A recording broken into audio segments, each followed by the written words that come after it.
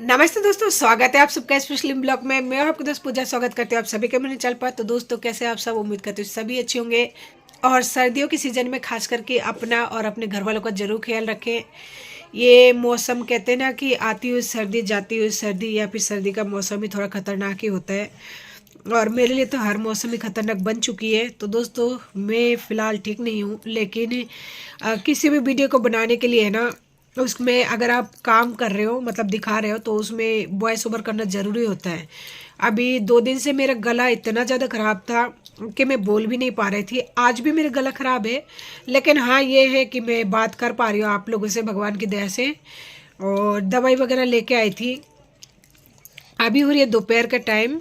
तो बच्चों के खाने में मैंने यहाँ पे आज बनाई थी आलू गोभी की सब्जी और चावल। ये आज मैंने बच्चों के लिए ना वो पक्के चावल नहीं बनाई है, ये बासमती चावल बनाई है। जो ये चावल और वो खिला रही हूँ। तो देखिए 2 घंटे हो गए इसको खिलाते हुए, लेकिन ये इसका जुकाम खांसी, इसका तबीयत बहुत ज़्यादा डाउन हो रहा है। तो इस वजह से ये बहुत धीरे धीरे खा रहा है। तो कोशिश करूँगी पूरा खिलाने की। पूरा तो नहीं खाएगा। देखिए चावल का आधा हिस्सा कर रखे हो, बस इतना सा चावल ये खा लेगा ना, तो यही बहुत है। उसे 2-3 बार खाना खिलाना पड़ रहा है, क्योंकि तब जुकाम की वजह से वो ना तो खा पा रहा है ना कुछ पी पा रहा है। दूध के लिए डॉक्टर ने साफ ही मना कर रखा है कि उसे दूध नहीं देना, क्योंकि इसे बुखार खांसी और जुकाम के साथ साथ है ना लूज मोशन हो चुकी है। आप लोग इसकी आंखें और तबीयत देख सकते हैं। मुंह देख कर लग रहा होगा, छोटे बच्चों को पता लग ही जाता है कि कैसा है उनका तबीयत, कैसा नहीं है। क्योंकि बच्चों का फेस का जो लुक है ना, वो कुछ इस तरह से लटका हुआ सा रहता है।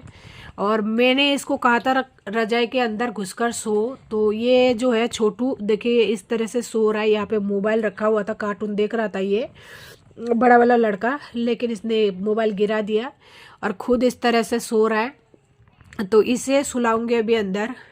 तो दोस्तों, फाइनली बच्चों ने देख सकते हैं खाना नहीं खाया, बस ये थोड़ा सा आलू था, आलू खा लिया। सॉरी। देखिए ये चावल वैसे कि वैसा जो मैंने आपको अभी दिखाया था।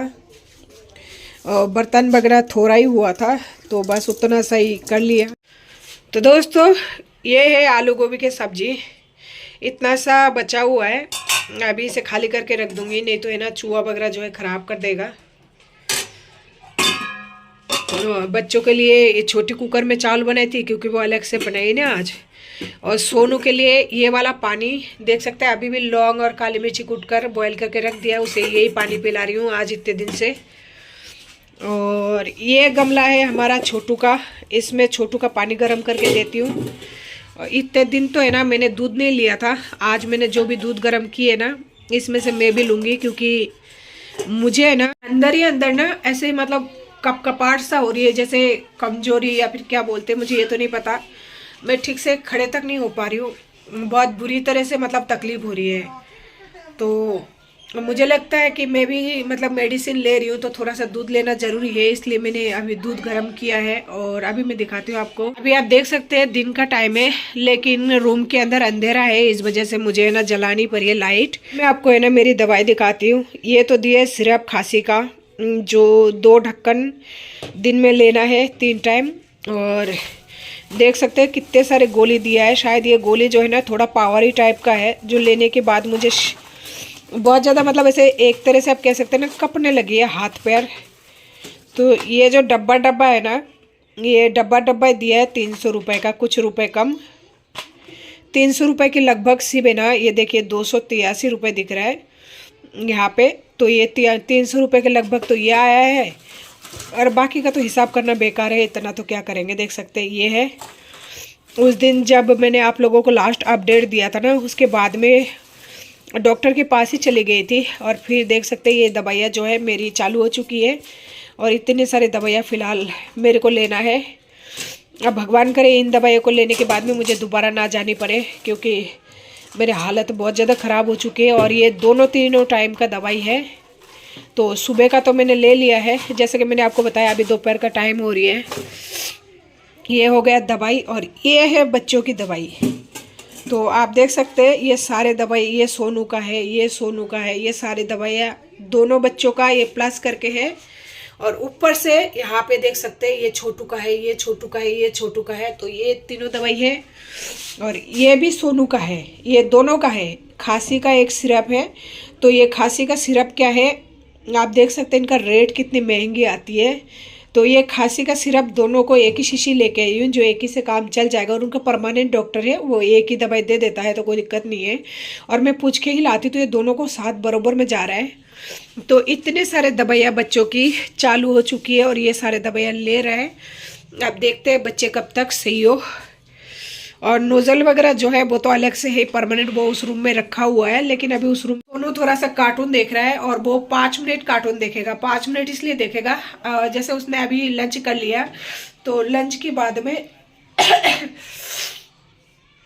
खाना खाने में 10 मिनट 5 मिनट का गैप देके फिर मेडिसिन देते हैं ना, तो वो वाला 5 मिनट उसको मैंने ब्रेक दिया है कि तुम कार्टून देख लो। मैं एनी टाइम तो देती नहीं हूँ, बस वो 10 मिनट या 5 मिनट जो भी कार्टून दिखाए, उसके बाद में एक खांसी वाला जो अभी मैंने सिरप दिखाया आपको, वो सिरप दे के उसको फिर जो भी थोड़ा बहुत करना होगा, क्योंकि उसका खांसी में बहुत ज़्यादा हालत ख़राब है। तो उसके बाद में फिर बच्चों को मैं सुला दूंगी। और मेरे गला के लिए भी बोला है कि गरारे करने के लिए 2-3 बार, लेकिन गरारे करने का टाइम ही नहीं मिल पा रहा है, क्योंकि दोनों बच्चे की तबीयत खराब हो रही है ना, तो नहीं हो पाता है। दोनों बच्चे जब एक साथ बीमार पड़ जाता है, मैं खुद भी बीमार हूँ, तो नहीं हो पाता है। लेकिन होना तो पड़ेगा, माँ जो हो ना, कोई दिक्कत नहीं, बस आप लोग साथ बने रहना।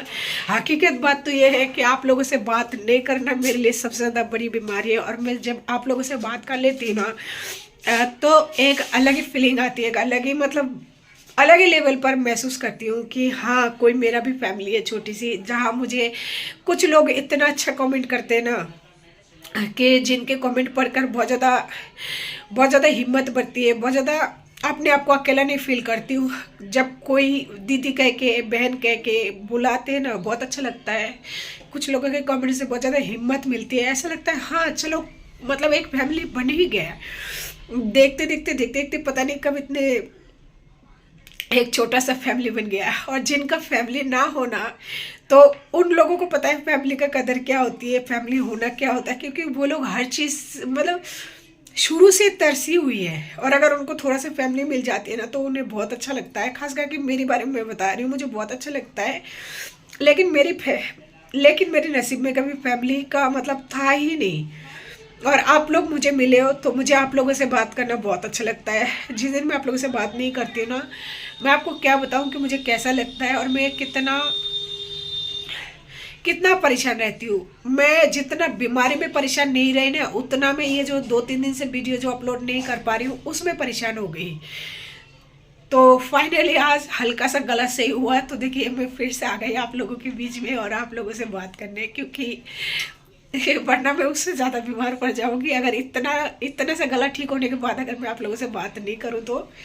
और आप लोग समझ रहे होंगे कि मैं जब नॉर्मली रहती हूँ उस टाइम मेरे गले की आवाज़ कैसा है, और इस टाइम मेरी जो आवाज़ है, कंटिन्यू बोल रही हूँ फिर भी मेरी गले की आवाज़ कैसा है। तो खैर कोई नहीं, किसी भी चीज़ को होने में कुछ टाइम नहीं लगता, लेकिन सुधरने में टाइम तो लगता है। तो थोड़ा सा 6-7 दिन का टाइम तो देना ही पड़ेगा खुद को। तो और फिर थोड़ा काम का लोड है ना, बीमार पड़ने से पहले थोड़ा ज़्यादा हो गया था, और उस बीच में कपड़े धोना वगैरह बहुत कुछ ऐसा काम हो गया था, जिसमें मैं पूरी तरह से मतलब बीमार पड़ ही गई थी। कोई नहीं, अब मैं आप लोगों के सामने हूँ, धीरे धीरे आप लोगों का सपोर्ट और साथ मिलेगा तो सही भी हो जाऊंगी। तो दोस्तों, मुझे तो ऐसा लगता है ना कि दवाई से ज़्यादा है ना, सर ने मेरी हालत देखकर, यानी कि मेरी जो बोली थी ना, वो बिल्कुल ही बंद हो चुकी थी। मतलब मैं कुछ भी नहीं बोल पा रही हूँ, मेरा मतलब बोली बंद हो गई थी। जैसे गूंगे होते हैं ना, सॉरी मैं उनका नाम नहीं लेना चाहती हूँ, किसी का भावनाओं को ठेस पहुंचाना मेरा मतलब ऐसा कोई इरादा नहीं है, लेकिन मैं बता रही हूँ कि ना मतलब मेरी वैसा हो गया था, बोली बिल्कुल ही बंद हो गया था, मैं बोल ही नहीं पा रही थी। तो सर ने फिर मुझे वो दिया था, इंजेक्शन दिया था, 2 इंजेक्शन लगे, उसके बाद में मैं इतना बोल पा रही हूँ। और अभी भी मुझे बोलने में बहुत तकलीफ हो रही है। अब मुंह तो बिल्कुल ही मतलब सूख रहा है अंदर से अंदर, कानों वगैरह में बहुत ही मतलब तकलीफ हो रही है। तो अभी मैं ना आ गई हूँ वापस से एक बार बिस्तर में। और छोटू तो पहले ही सो चुका था, तो उसे अच्छे से मतलब सुला दिया रजाई उड़ा के। और ये सोनू, ये अभी तक सोया नहीं है, बस अभी अभी लेटा ही है। तो दोस्तों, ऐसे रिलेशन का क्या फायदा है? ऐसे रिलेशन का कोई फायदा है जहाँ पे पति 2 बच्चों के साथ में इस तरह मरने के लिए छोड़ के शादी करके बैठ गया, वहाँ पे अपना सब कुछ गृहस्थी घर सब कुछ बसा के वो रम रम अपना जिंदगी जी रहा है। महीने में 50-60 हज़ार रुपये कमाने वाला है बंदा, वो आराम से वहाँ पे अपनी बीवी पर खर्च कर रहा है, सब कुछ कर रहा है, अपनी लाइफ में खुश है, आगे बढ़ चुका है। तो फिर उस आदमी के बारे में मैं क्यों ही सोचती हूँ, फिजूल सोचती हूँ। औरत क्या नहीं कर सकती? सब कुछ कर सकती है, सब कुछ कर सकती है। आज भी मैं मैनेज कर रही हूँ, आज से 6-7 साल से मैं मैनेज करती आ रही हूँ। बस ये है कि वो बंदा मेरे साथ था, अब जब उसने मुझे छोड़ ही दिया है, तोड़ ही दिया है नाता सब कुछ, तो इतना सबक मिलने के बावजूद भी क्या ये सबक कम है कि मतलब एक इंसान इतनी बुरी तरह से छोड़ के जाता है? और ऊपर से देखिए आप लोगों के सामने मेरी हालत कितनी बार खराब हुई, मेरी बच्चे की कितना दिन हो गया मैं डॉक्टर के पीछे चक्कर काट रही हूँ, तबीयत की मेरी ये हाल है। और उस बंदे को फर्क तक नहीं, फोन तक नहीं। तो ऐसे घिनौना रिलेशन, इसे क्या बोलते हैं, वो टॉक्सिक रिलेशनशिप बोलते हैं शायद ना।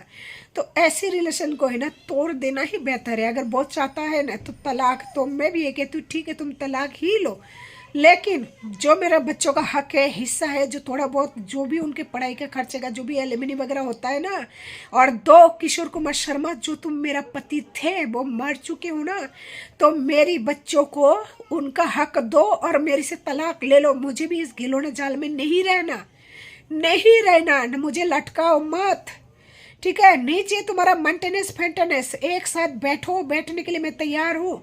बुलाओ अपने पक्ष के वकील को, कब बैठना चाहता है बैठो।